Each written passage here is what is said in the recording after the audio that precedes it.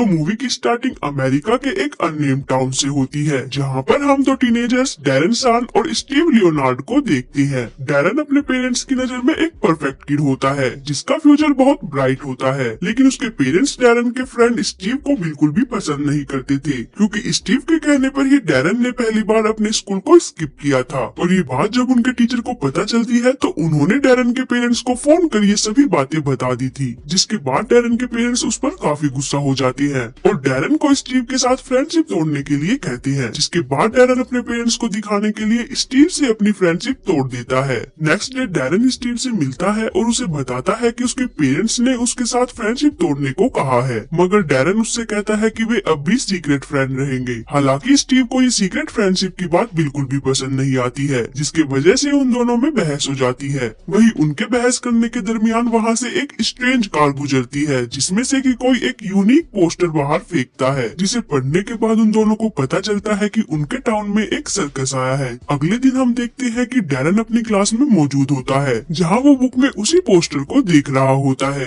कि तभी उसका टीचर उस पोस्टर को देख लेता है और क्लास में सभी स्टूडेंट्स को उस सर्कस में जाने के लिए मना करता है। लेकिन डैरन और स्टीव दोनों अपने पेरेंट्स से छुपकर सर्कस जाते हैं, क्योंकि स्टीव को वैम्पायर कल्चर बहुत पसंद होता है और डैरन को स्पाइडर काफी पसंद होते हैं। वहीं जब वे दोनों सर्कस पहुंचते हैं तो सबसे पहले वे अपने लिए टिकट्स बाय करते हैं और टिकट्स लेते टाइम एक टिनी क्रिएचर स्टीव के हाथ पर काट लेता है। वहीं उसके बाद वे दोनों सर्कस के अंदर जाते हैं, जहां उन्हें सर्कस के कैप्टन मिस्टर टोल मिलते हैं, जो कि उन दोनों से कुछ क्वेश्चन करते हैं, जिसके बाद मिस्टर टोल उन्हें अंदर आने देता है। वहीं आगे अब मिस्टर टोल शो की ओपनिंग में डिफरेंट फ्रीक्स को इंट्रोड्यूस कराते हैं, जिसमें कि वुल्फमैन, रीजनरेशन क्वीन कोरमा लिम्स और द स्नेक बॉय एब्रा शामिल होते हैं। उन सभी फ्रीक्स के बाद स्टेज पर मैडम ट्रुस्का आती है, जिसके पास फ्यूचर देखने की एबिलिटी होती है। वहीं शो के दौरान ट्रुस्का डैरन को अपने असिस्टेंट के लिए चूज करती है, लेकिन जैसे ही ट्रुस्का डैरन को टच करती है तो उसे कुछ मिसफॉर्चून दिखाई देता है और प्रोफेसी के एंड होने के बाद ट्रुस्का के पूरे फेस पर बियर्ड आ जाती है, जिसके बाद वो अपनी बियर्ड को शेव कर लेती है और अपने फ्रेंड लार्टन क्रिप्सली के पास जाती है, जहाँ वो क्रिप्सली से जल्द इस टाउन को छोड़ने के लिए कहती है और बताती है कि उसे लगता है कि यहाँ पर कुछ बुरा होने वाला है। मगर क्रिप्सली उसकी बातों पर ज्यादा ध्यान नहीं देता और अपने स्पाइडर मैडम ओक्टा के साथ स्टेज पर चला जाता है और स्टेज पर क्रिप्सली स्पाइडर को अपनी फ्लूट से कंट्रोल करता है, जिसके दरमियान स्टीव क्रिप्सली की रियल आइडेंटिटी को पहचान जाता है कि वो एक वैम्पायर है और इतने में ही वो स्पाइडर डैरन के ऊपर आ जाता है। वो स्पाइडर डैरन को बहुत पसंद आता है, लेकिन जब वो उस स्पाइडर को देख रहा होता है तो तभी वहाँ क्रिप्सली आ जाता है, जो कि डैरन से अपना स्पाइडर वापस मांगता है और साथ ही उन्हें कहता है कि वैम्पायर्स रियल में नहीं होते हैं और अगर होते भी तो जिन्हें उनके बारे में पता होता उन्हें वे कब का मार चुके होते। आगे शो के दौरान डैरन और स्टीव का टीचर पुलिस ऑफिसर के साथ वहाँ आ जाता है, जो कि उस शो को बंद कराने के लिए वहाँ आया होता है। डैरन और स्टीव अपने टीचर को वहाँ देखकर काफी घबरा जाते हैं और वहाँ से भागने लगते हैं, जिसके बाद डैरन क्रिप्सली के रूम के सामने पहुँचता है, क्योंकि डैरन को स्पाइडर काफी पसंद होते हैं, इसलिए वो क्रिप्सली के रूम के अंदर चला जाता है और उसके आने से पहले डैरन उसके स्पाइडर को लेकर एक क्लोजेट में छुप जाता है। वही रूम में आने के बाद क्रिप्सली अपने फ्रेंड गैवनर के साथ वैम्पायर वार के बारे में कुछ डिस्कस करने लगता है। गैवनर क्रिप्सली को बताता है कि मिस्टर टिनी वापस आ चुका है और वो वैम्पनीज के साथ मिलकर उनको मारने का प्लान बना रहा है। वही आगे जब वे दोनों ये बातें कर रहे होते हैं तो तभी इनके रूम में स्टीव आ जाता है, जिसे देखकर क्रिप्सली उसे वहाँ से जाने के लिए कहता है, लेकिन स्टीव उसकी बात नहीं मानता और क्रिप्सली से उसको वैम्पायर में चेंज करने के लिए कहता है। लेकिन स्टीव का ब्लड टेस्ट करने के बाद क्रिप्सली को उसके ब्लड में एविलनेस दिखाई देती है और इसलिए क्रिप्सली स्टीव को वैम्पायर में चेंज करने से मना कर देता है, जिसके बाद स्टीव क्रिप्सली से इस बात का बदला लेने के लिए बोलता है, जिसे सुनकर क्रिप्सली को काफी गुस्सा आ जाता है और वो उसे रूम से बाहर निकाल देता है। वहीं आगे जब क्रिप्सली अपने स्पाइडर को देखने के लिए जाता है तो उसे पता चलता है कि उसके स्पाइडर को किसी ने चुरा लिया है और ये सब देखकर डैरन, जो कि क्लोसेट में छुपा हुआ था, वो काफी घबरा जाता है और तुरंत वहाँ से भाग जाता है। मगर जब डैरन वहाँ से भाग रहा होता है तो तभी वो एक कार से टकरा जाता है और जिस कार से वो टकराता है वो वही कार होती है जो कि हमने मूवी के स्टार्टिंग में देखी थी। वो कार दरअसल मिस्टर टिनी की होती है, जो कि डैरन को कार के अंदर बुला लेता है। मिस्टर टिनी दरअसल डैरन को गलती से स्टीव समझ लेते हैं, मगर जब उसे पता चलता है कि डैरन में भी लीडर बनने का पोटेंशियल है तो वो ज्यादा डिसअपॉइंट नहीं होता। वहीं आगे रिसर्च पर्पस के लिए टिनी डैरन का एक हेयर ले लेता है, जिसके बाद वो उसे उसके घर छोड़ देता है। नेक्स्ट डे हम डैरन को देखते हैं, जो कि उस स्पाइडर को अपने साथ स्कूल में ले आता है और स्कूल में स्टीव उस स्पाइडर को देख लेता है जो कि स्पाइडर हेटर होता है। इसके बाद वो डैरन से स्पाइडर को देखने के लिए उसका केज मांगता है, लेकिन स्टीव उसे गलती से नीचे गिरा देता है, जिसके कारण वो स्पाइडर केज से निकलकर भाग जाता है। उस स्पाइडर को भागता हुआ देखकर डैरन फ्लूट की मदद से उसे कंट्रोल करने की कोशिश करता है, लेकिन उस स्पाइडर की वजह से वहाँ भगदड़ मच जाती है, जिसके कारण डैरन की फ्लूट नीचे गिर जाती है। वहीं अब स्टीव उस स्पाइडर को पकड़ने की कोशिश करता है, जिसके दरमियान वो स्पाइडर से आट लेता है और उस स्पाइडर के काटते ही स्टीव तुरंत बेहोश हो जाता है। स्टीव को बेहोश देखकर डैरन काफी घबरा जाता है और तुरंत क्रिप्सली के पास एंटीडोट लेने के लिए चला जाता है। वहीं जब डैरन क्रिप्सली के पास जाता है तो क्रिप्सली डैरन पर उसके स्पाइडर चुराने की वजह से काफी गुस्सा होता है, लेकिन जब क्रिप्सली को पता चलता है कि मिस्टर टिनी डैरन के पीछे है तो वो उसकी मदद करने के लिए तैयार हो जाता है, मगर इसके बदले वो डैरन को उसका असिस्टेंट बनने के लिए कहता है, यानी उसे आधा वैम्पायर बनने के लिए कहता है। जिस पर कि डैरन उससे पूछता है कि उसे आधा वैम्पायर बनने के लिए क्या करना होगा, तो तब क्रिप्सली उसे बताता है कि उसे आधा वैम्पायर बनने के लिए उसके साथ अपना ब्लड एक्सचेंज करना होगा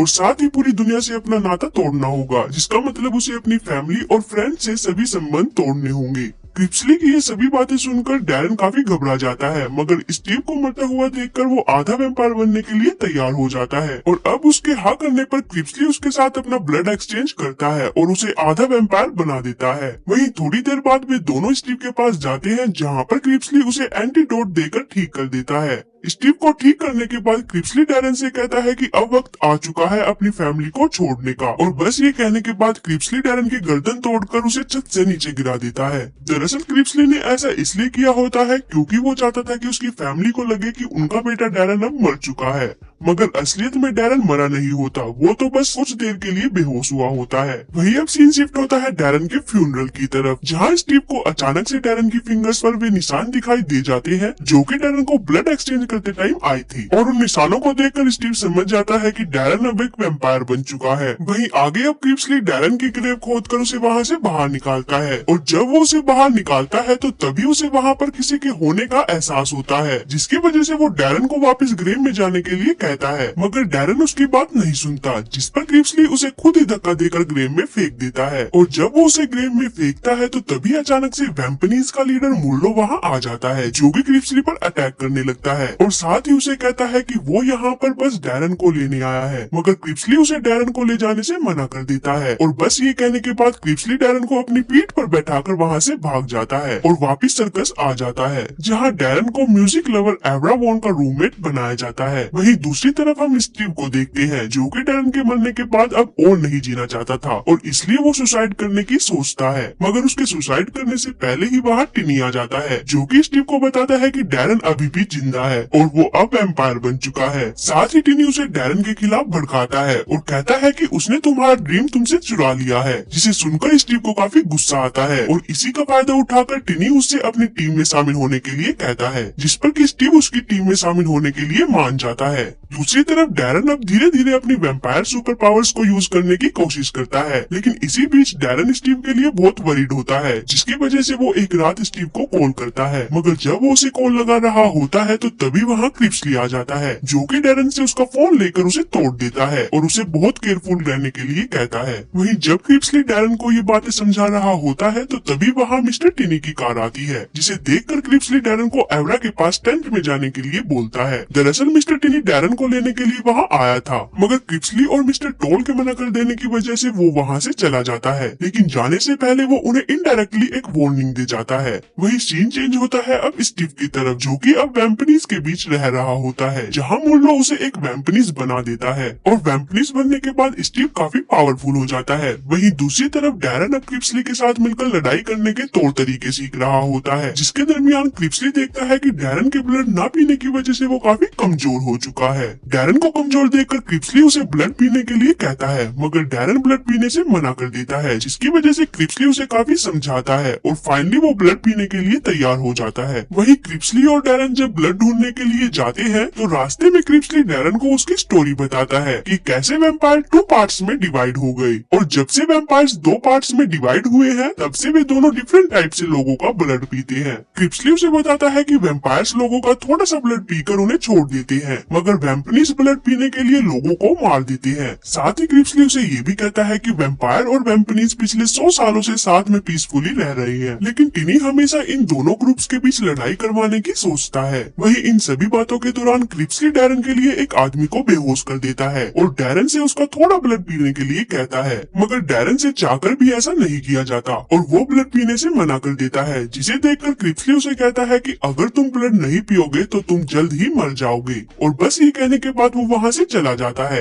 वहीं उसी रात वेम्पनीज सर्कस पर अटैक कर देते हैं और उन वेम्पनीज को वहाँ देखकर क्रिप्सली डैरन को कहीं दूर छुपा देता है ताकि वे उसे ढूंढ न सके। वे वेम्पनीज जब डैरन को ढूंढने में नाकामयाब हो जाते हैं तो वे उसके बदले एवरा को घायल कर देते हैं और रेबेका को पकड़कर अपने साथ ले जाते हैं। रेबेका दरअसल डैरन की बेस्ट फ्रेंड होती है जो कि एक मंकी गर्ल है। वहीं अगले दिन जब डैरन वापस सर्कस में आता है तो एवरा उसे ये सभी बातें बता देता है और साथ ही उसे ये भी कहता है कि उन्होंने उसे वापस घर आने के लिए कहा है। एवरा की ये सभी बातें सुनकर डैरन तुरंत रेबेका को बचाने के लिए वहाँ से निकल जाता है, मगर जाने से पहले वो ओक्टा के पास क्रिप्सली के लिए अपना एक मैसेज छोड़ जाता है। आगे हम देखते हैं कि जब डैरन अपने घर पहुँचता है तो उसे वहाँ पता चलता है कि उन वेम्पनीज ने उसकी पूरी फैमिली को किडनैप कर लिया है और साथ ही उन्होंने वहाँ डैरन के लिए एक मैसेज छोड़ा होता है जिस पर कि उसे सर्क डू फ्रीक आने के लिए कहा होता है। सर्क डू फ्रीक दरअसल वही जगह होती है जहाँ पर डैरन और स्टीव उन फ्रीक्स का शो देखने के लिए गए थे। वहीं दूसरी तरफ क्रिप्सली को अब ओक्टा के थ्रू डैरन का मैसेज मिलता है, जिसे सुनकर वो तुरंत डैरन को बचाने के लिए वहाँ से निकल जाता है। वहीं डैरन अब उस जगह पहुँच जाता है जहाँ उसकी मुलाकात स्टीव और मुल्लो से होती है, जो कि उसे उसकी फैमिली या रेबेका में से किसी एक को चूज करने के लिए कहता है। मगर स्टीव की ये बात सुनकर डैरन को काफी गुस्सा आ जाता है और वो स्टीव का कॉलर पकड़ लेता है, लेकिन ब्लड न पीने की वजह से डैरन काफी कमजोर होता है, जिसकी वजह से स्टीव उसे इजीली दूर फेंक देता है। और जब स्टीव और डैरन लड़ रहे होते हैं तो इसी बीच वहाँ क्रिप्सली आ जाता है जो कि मुल्लो पर हमला कर देता है और अब उनकी लड़ाई के दरमियान रेबेका अपनी टेल का यूज करते हुए उस रस्सी को खोल देती है, जिसके बाद वो डैरन को एक सेफ प्लेस पर ले जाती है जहाँ वो डैरन से उसका थोड़ा ब्लड पीने के लिए कहती है, मगर डैरन उसकी बात नहीं मानता, जिसकी वजह से रेबेका उसे समझाती है और कहती है कि इंसान होना ये नहीं है कि तुम क्या हो, बल्कि ये है कि तुम कौन हो। जिसे सुनकर डैरन फाइनली ब्लड पीने के लिए मान जाता है और अब ब्लड पीने के बाद डैरन में काफी पावर आ जाती है।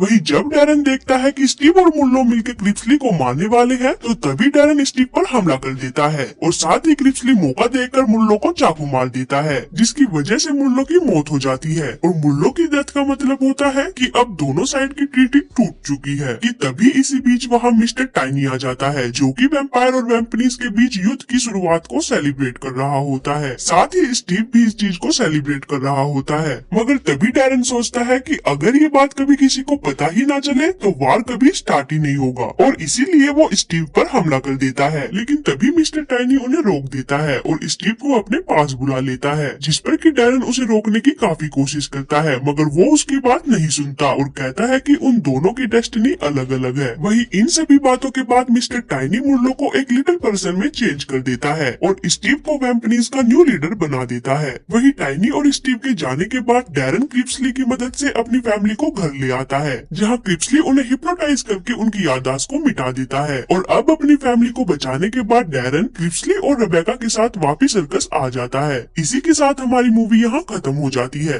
गाइस, अगर आपको ये वीडियो अच्छी लगी तो लाइक कमेंट जरूर करें और सब्सक्राइब करना ना भूले। तो मिलते हैं फिर अगली वीडियो में।